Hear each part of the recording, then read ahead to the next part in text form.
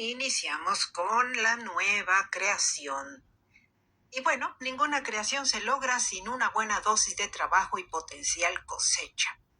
De esta forma intitulo el post donde voy a empezar a trabajar el material, donde lo podrán leer todos ustedes.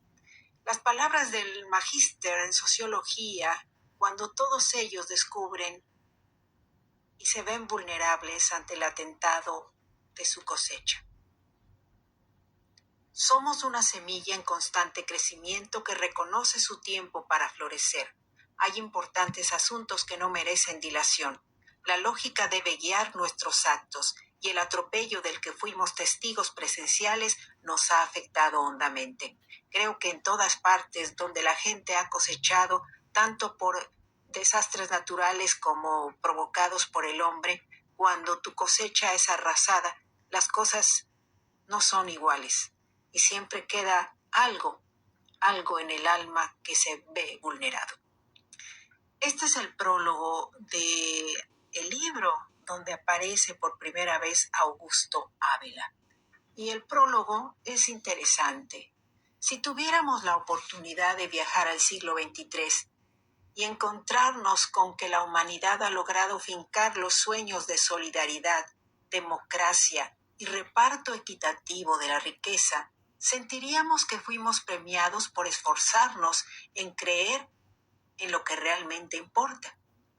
Como residente de Asgardia, mi trabajo en este quinto libro que representa una mirada a la ferocidad con que algunos detentan la riqueza, el poderío de la fuerza para hacer valer sus ideas y preservar sus dominios en comparación de todos los impulsores de cambios, de nuevos ideales, los pacifistas, protectores del planeta y de una forma integradora de proceder.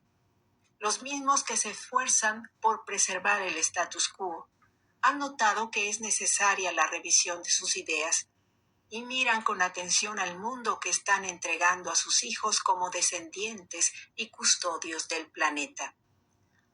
Han de notar la presencia de un espíritu amigo que acompañará en este último trayecto a uno de los científicos y le dará a conocer lo que se vivió en el pasado remoto, que solamente fue tocado de forma presencial por quien fuera su antepasado. Junto con este alentador espíritu, se sumarán otros que de alguna forma le harán saber que no están solos en esa travesía. Nutrirnos con la imaginación nos permite tocar mundos posibles y construir con la palabra ese espacio que anhelamos y que cuesta tanto trabajo lograr. Es la forma en que enciendes el fuego y descubres que no hay destino más allá del que te forjas para equilibrar la balanza. Agradezco a todos los que me hicieron ver un mundo posible a través de sus propios talentos. Debo admitir que muchas personas harían lo impensable porque nos adaptemos a las reglas que el mundo nos ofrece. Sin embargo, jamás podremos doblegar a los espíritus libres que forman parte de nuestra esperanza en el futuro. Y si bien esto pertenece a otro libro y no va a estar incluido en el que estoy pensando escribir, finalmente esto los coloca en contexto para poder hablar de la trayectoria de un mexicano que viajó al extranjero por contar con las aptitudes para solidificar la investigación de algo muy impresionante e importante.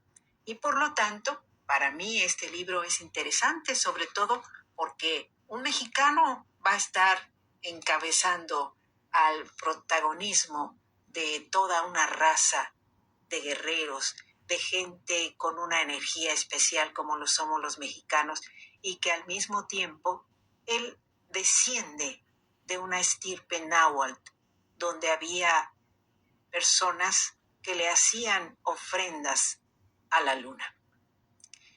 Mi saludo para todos. Este es el primer capítulo de algo que aún no tiene título, pero recuerden que básicamente va a ser el trayecto de Augusto Ávila, un creador de cosechas. Saludos, recuerden, estamos en Desde la Penumbra y la Calma. Mi nombre, Ariadne Gallardo Figueroa. Hasta pronto.